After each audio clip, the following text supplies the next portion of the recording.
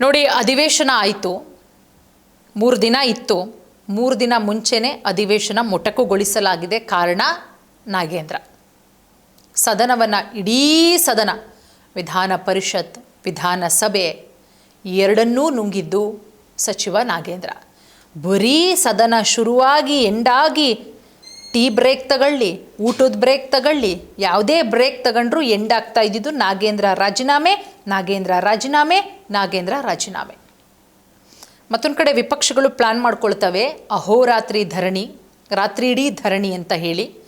ಯಾವಾಗ ರಾತ್ರಿ ಇಡೀ ಧರಣಿ ನಡೆಸೋ ವಿಪಕ್ಷಗಳ ಯೋಚನೆಗೆ ಈಗ ತಣ್ಣೀರು. ಯಾಕಂದರೆ 3 ದಿನ ಇದೆ, ಇನ್ನೂ 25, 26, 27 ಮುಗಿಬೇಕಾಗಿತ್ತು. ನೆನ್ನೆ ಕ್ಲೋಸ್. ದಿನದ ಆರಂಭದಲ್ಲೇ ಬರ, ಜ್ವಲಂತ ವಿಚಾರಗಳ ಚರ್ಚೆ ಕುರಿತು ವಿರೋಧ ಪಕ್ಷದ ಶಾಸಕರು ಭಾಗಿಯಾಗಬೇಕು, ಸಚಿವರು ಒತ್ತಾಯ ಮಾಡ್ತಾರೆ. ಆದರೆ BJP ಸದಸ್ಯರು ಏನು ಮಾಡ್ತಾರೆ? ಸಚಿವ ನಾಗೇಂದ್ರ ಅವರ ರಾಜೀನಾಮೆ ಕೊಡಬೇಕು, ನಾಗೇಂದ್ರ ಅವರು ರಾಜೀನಾಮೆ ಕೊಡೋವರೆಗೂ ಕೂಡ ತಾವು ಕದಲೋದಿಲ್ಲ ಅಂತ ಒತ್ತಾಯಿಸಿ ಪ್ರಸ್ತಾಪವನ್ನು ತಿರಸ್ಕಾರ ಮಾಡ್ತಾರೆ. ಗುರುವಾರದವರೆಗೂ ಆಗಬೇಕಾಗಿತ್ತು, 27ನೇ ತಾರೀಕು. ಇವತ್ತು 25, 26, 27 ಗುರುವಾರದವರೆಗೂ ಕೂಡ ನಡಿಬೇಕಾಗಿದ್ದಂತಹ ಮುಂಗಾರು ಅಧಿವೇಶನ ನಿನ್ನೆಗೆ ಕ್ಲೋಸ್. 3 ದಿನಗಳ ಮುನ್ನವೇ ಮೊಟಕು.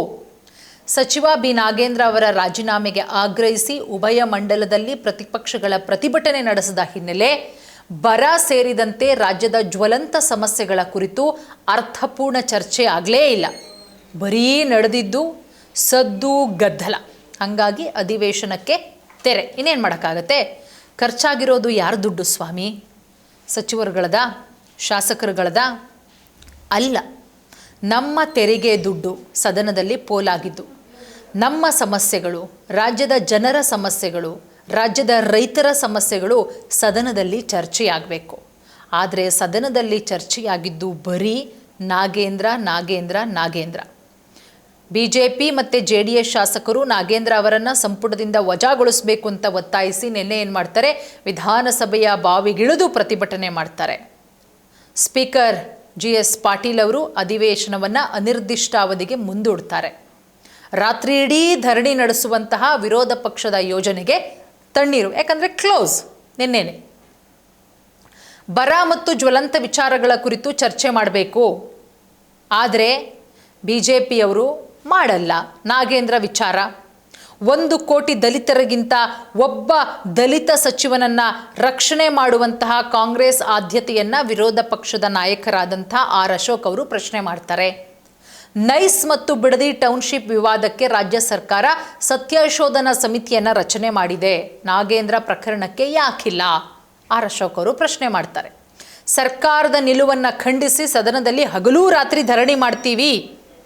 ಇದೆಲ್ಲದರ ಮಧ್ಯೆ ರಾಜ್ಯ ಸರ್ಕಾರ ಚರ್ಚೆಗೆ ಸಿದ್ಧ ಆಗಿದೆ. ಅಬಕಾರಿ ಸಚಿವರಾದಂತಹ KM ಶಿವಲಿಂಗೇಗೌಡರು ಕೂಡ ಹೇಳ್ತಾರೆ, ನಾವು ಯಾವುದೇ ವಿಚಾರದ ಬಗ್ಗೆ ಚರ್ಚೆ ಮಾಡೋದಕ್ಕೆ ಸಿದ್ಧರಿದ್ದೀವಿ, ಆದರೆ ನಾಗೇಂದ್ರ ರಾಜೀನಾಮೆ ನೀಡಿದ ನಂತರವೇ ಅಂತ BJPಯ ಕಾರ್ಕಳ ಶಾಸಕ ಸುನಿಲ್ ಕುಮಾರ್ ಹೇಳ್ತಾರೆ.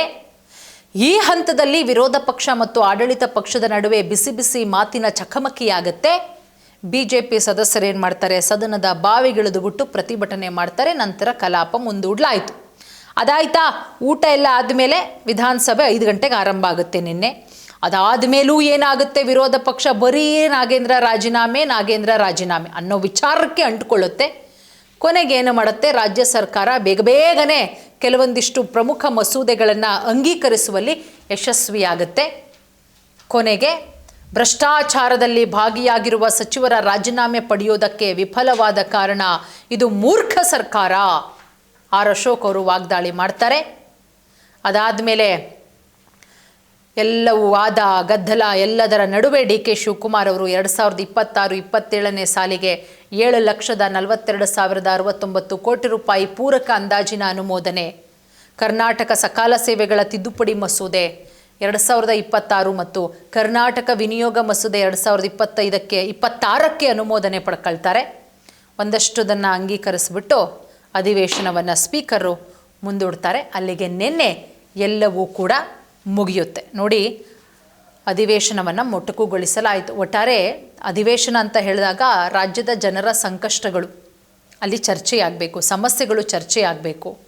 ಕರ್ನಾಟಕ ಜನರ ಮೇಲೆ ಪರಿಣಾಮ ಬೀರೋ ವಿಚಾರಗಳ ಬಗ್ಗೆ ಚರ್ಚೆ ಆಗಬೇಕು, ಶಾಸಕಾಂಗಕ್ಕೆ ಅವಕಾಶ ನೀಡಬೇಕು.